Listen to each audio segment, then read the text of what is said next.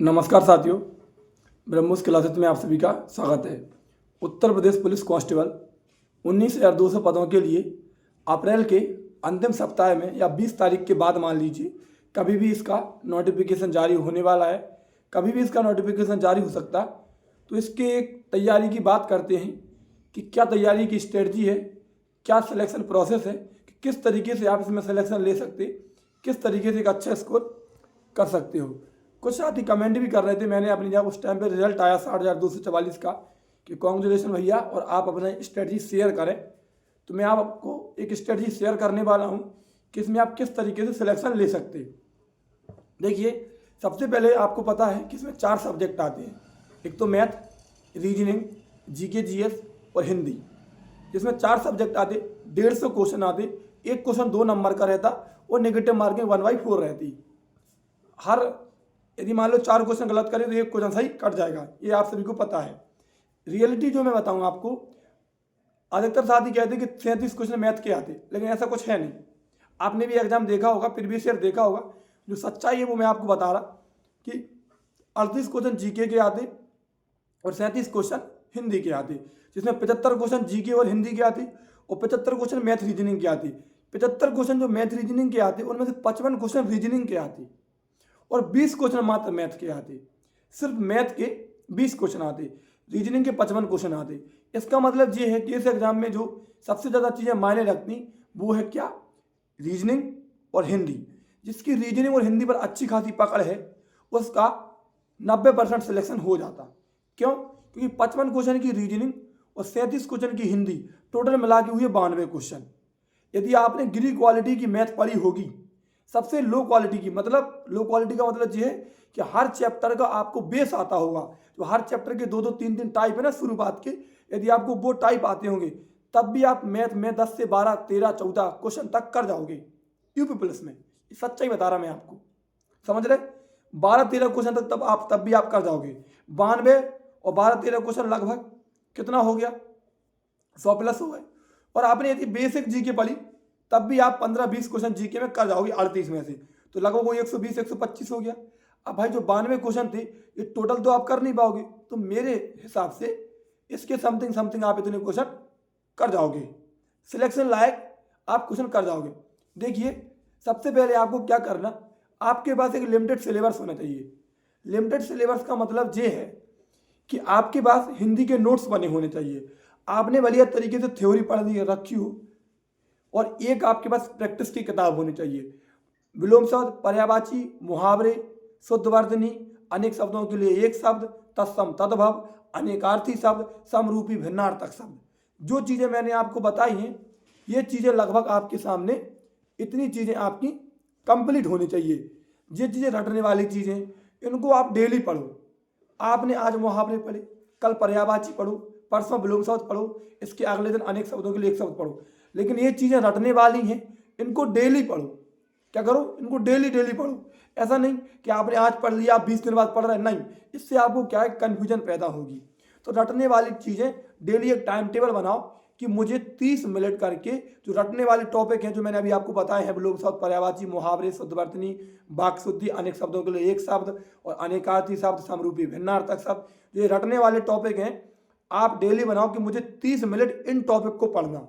Daily एक topic आप 2 दिन में पढ़ने की कोशिश करो कि आज कल में मैं विलोम शब्द पढ़ूंगा, परसों नरसों पर्यायवाची पढ़ूंगा। ऐसे 2-2 दिन के गैप में पूरा टॉपिक पढ़ने की बात करो, तो जिससे आपके जो रटने वाले टॉपिक कंप्लीट हो जाएंगे। ठीक है, जो समझने वाले टॉपिक हैं, जैसे आपने वर्णमाला हुआ, संज्ञा हुआ, सर्वनाम हुआ, क्रिया हुआ, विशेषण हुआ, इनको समझो। इनको एक बार थ्योरी पढ़ लो इनकी। और एक प्रैक्टिस की किताब आती पूजा पब्लिकेशन की, जिसमें 4400 प्लस क्वेश्चन एमसीक्यू फॉर्मेट में रहते, 4400 प्लस क्वेश्चन एमसीक्यू फॉर्मेट में, और वो चैप्टर वाइज रहती। उस किताब को ले लो आप, मैं आपको बढ़िया किताब सजेस्ट कर रहा। एमसीक्यू के फॉर्मेट में आती, वो किताब ले लो। आपने संज्ञा पढ़ी, उस किताब को खोलो, संज्ञा के पूरे क्वेश्चन एमसीक्यू के रूप में कर लो, पता चल जाएगा कि इस तरीके से क्वेश्चन पूछता है। समझ रहे? सर्वनाम पढ़ा, उससे प्रैक्टिस कर लो, बस आपको और कुछ नहीं करना। उससे थ्योरी पढ़ो, इससे प्रैक्टिस करो, फिर कन्फ्यूजन पैदा हो, फिर उससे थ्योरी पढ़ो, इससे प्रैक्टिस करो। इसके अलावा हिंदी में आपको कुछ नहीं करना। यदि आपने हिंदी अभी से इसी तरीके से इसको पढ़ लिया, आप हिंदी में 32, 33, 34 तक प्रश्न कर जाओगे। 37 में से 2-3 प्रश्न नहीं आएंगे, चाहे वो एक आध दो पर्यायवाची उल्टा सीधा पूछ ले या रचना वगैरह उल्टी सीधी पूछ ले, एक आध क्वेश्चन 2-3 क्वेश्चन ऐसे हो जाए, लेकिन 32, 33, 34 तक क्वेश्चन आप कर जाओगे, मैं गारंटी दे रहा हूं आपको। ये बात हो गई हिंदी की, ठीक है। इसके बाद बात करते हैं रीजनिंग की। रीजनिंग के बाद से आपको एक किताब होनी चाहिए बढ़िया तरीके से, कोई सी भी किताब हो, चाहे आपके पास RW की रीजनिंग हो या मास्टर रीजनिंग हो, कोई सी भी किताब हो आपके पास, वो किताब आपको होनी चाहिए। और आप एक काम करो, खुद से लगाओ रीजनिंग, क्लासे नहीं देखो। यकीन मानो, यदि आपको रीजनिंग की थोड़ा बहुत भी ज्ञान है ना, आपको आती है रीजनिंग, हर चैप्टर आपने एक एक बार पढ़ रखा, तो आप खुद से लगाओ। जितनी रीजनिंग आप खुद से लगाओगे उतना आपको प्रॉफिट होगा, इतने आपके दिमाग में नए लॉजिक आएंगे, उतनी आपकी प्रैक्टिस मजबूत होगी और उतने में आप टाइम बचाना सीखोगे। जी सच्चाई है। जितने भी क्वेश्चन लगाओ खुद से लगाओ, जिस चैप्टर में दिक्कत हो सिर्फ वही चैप्टर की क्लास देखो, वरना आपको चैप्टर में दिक्कत नहीं हो रही तो आप क्लास बिल्कुल भी नहीं देखो। जितने क्वेश्चन लगा पाओ खुद से लगाओ, और यदि पूरे चैप्टर आपको आ रहा है तो आप 55 क्वेश्चन का एक प्रैक्टिस सेट लगाओ।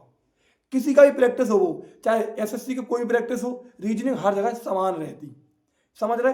तो आपको रीजनिंग खुद से लगानी, ये बात होगी रीजनिंग की। और 55 क्वेश्चन में से लगभग 45 क्वेश्चन तो रीजनिंग के ऐसे आएंगे जो बिल्कुल बेस आते हैं हर चैप्टर का, सीधे सीधे लॉजिक, सीधे सीधे क्वेश्चन, ध्यान रखना।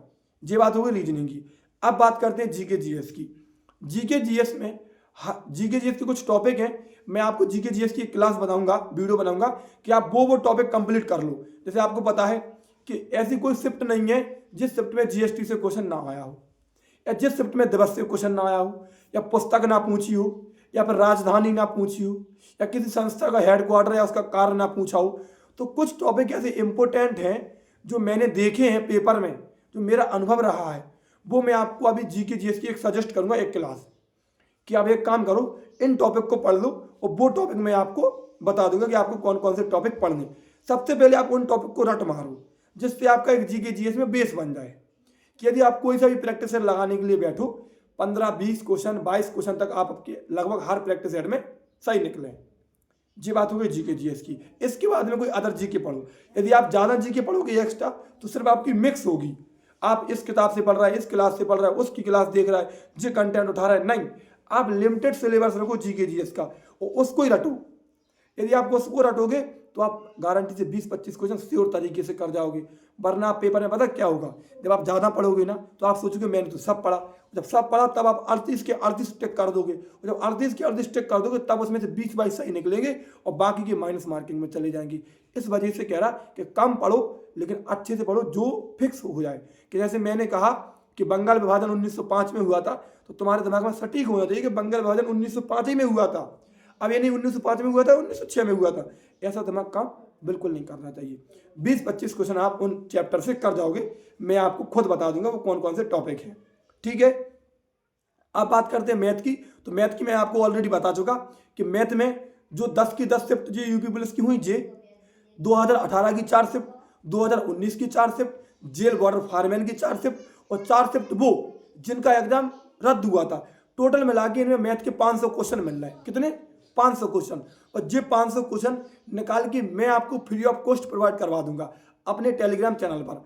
वहां से आप ये PDF डाउनलोड कर लो और इन 500 क्वेश्चन को 5-6 बार लगा डालो।